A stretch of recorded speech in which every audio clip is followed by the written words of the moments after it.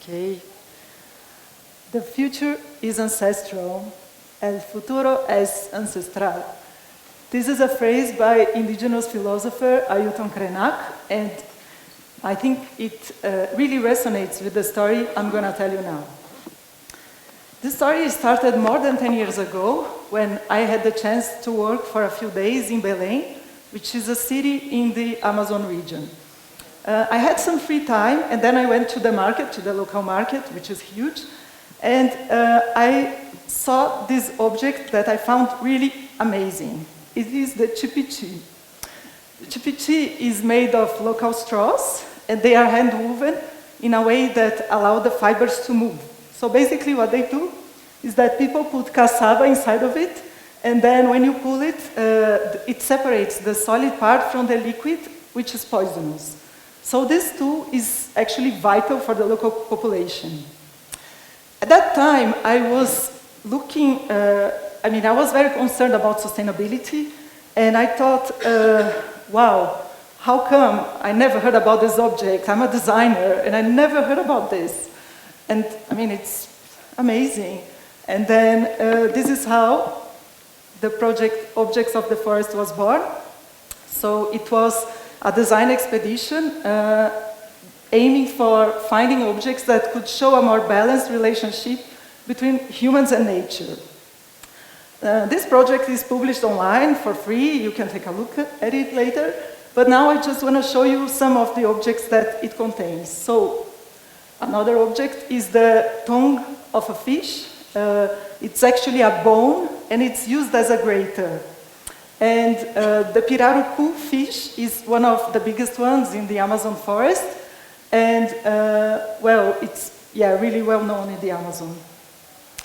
Another object is the spathe of the palm tree. The spathe is this part of the palm tree that when it falls on the ground, it becomes stiff, and it can be used as a fruit bowl, as a vase, as a cradle, and many other things.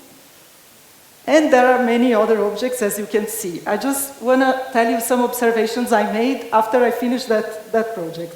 So one of them is that these are sustainable, biodegradable, circular objects still in use in the 21st century.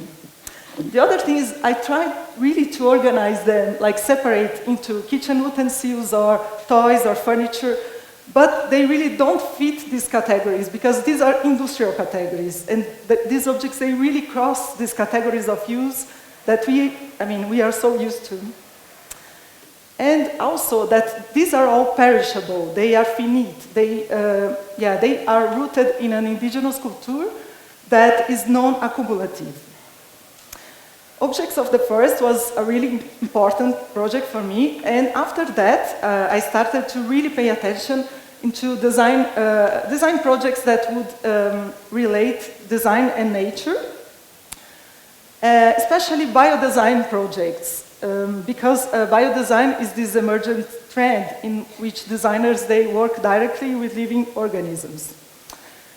At a certain point, I decided to focus on this relationship, and investigate it. Biodesign and the possibilities of the Amazon forest. It's what I'm doing now in my current PhD. So biodesign, I thought both of them would benefit. Biodesign, of course, from the biodiversity, and the Amazon forest, because it could be an opportunity for the amplification of local knowledge instead of deforestation. Of course, I had to narrow down my research, and then I decided to focus in one of the objects I have seen previously, and these are the cuyas. They are actually the fruit of a tree, which is the Crescentia cujete or cuieira tree, and through an artisanal process, the object, it becomes an object. And they are super versatile. They can be used as a shovel, as a vase, as a case. I heard that here in Mexico they are used a lot for drinking mezcal. And also in Brazil, it serves the tacacá, which is a traditional Amazonian dish. And I went after biological studies, and it shows that the Crescentia cujete is a Latin American tree. It is actually present in these dots here in the map from Mexico to Brazil. And every place, the techniques vary a lot. So my research is focused on this pink dot here, which is actually only this area in the Brazilian Amazon forest. And in that area, the process of making cuyas, the way of making cuyas was recognized as immaterial cultural patrimony of Brazil.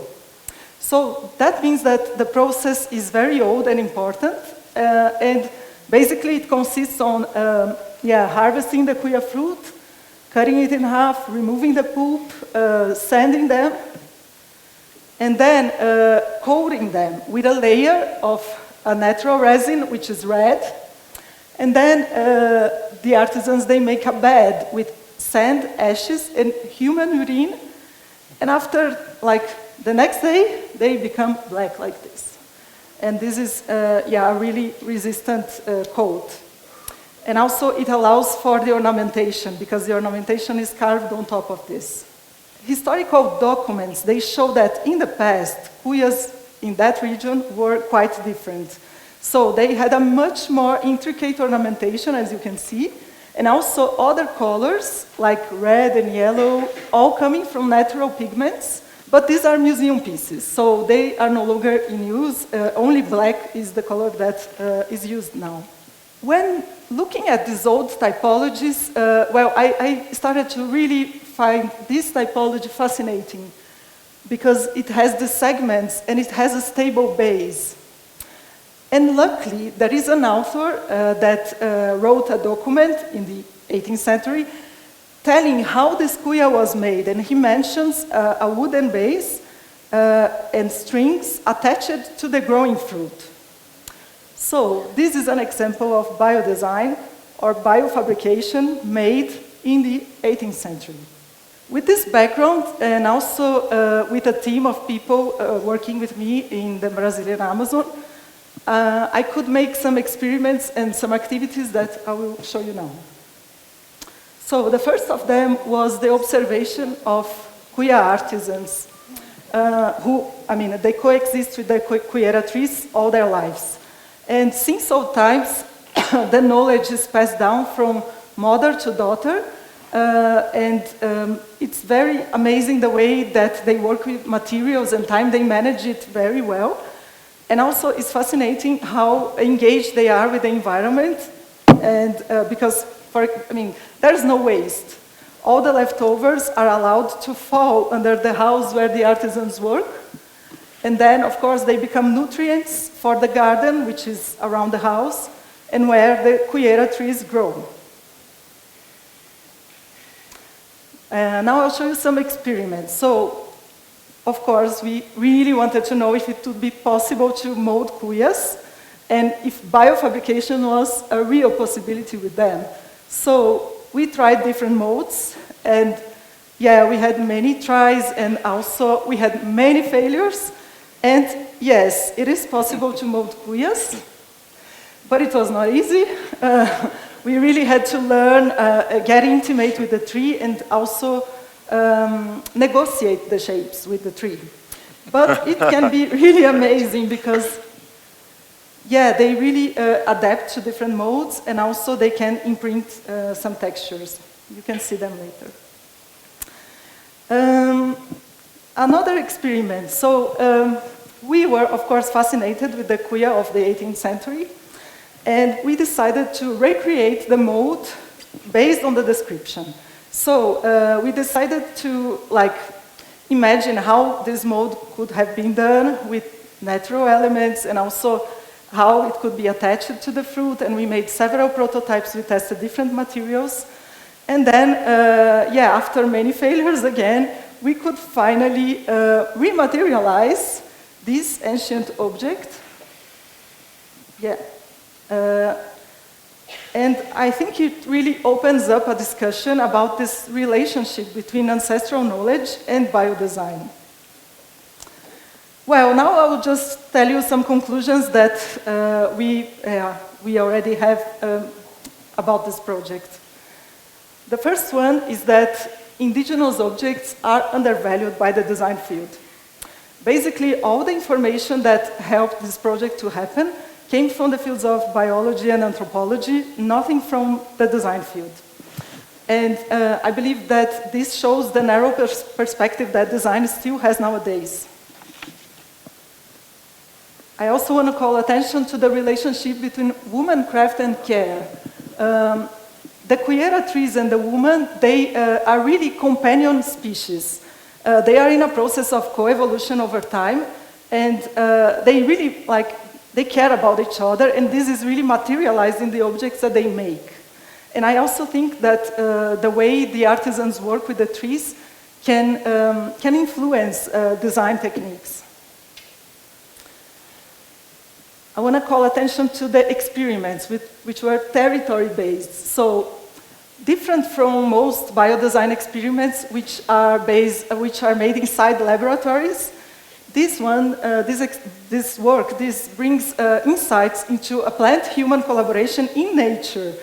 We could not control light, humidity, soil, the ants, and the birds, and we humans are really not in control. And finally, ancestrality as a means to look forward. The future is ancestral. So far the study brings insights about this, this connection between indigenous knowledge and biodesign. But I have to say that at first, when I started doing it, even though with a local approach, I was looking at the future, at biodesign. And suddenly these old, almost forgotten techniques, they started to show up. And I believe that a beautiful potential emerges from the combination of these two things. Thank you.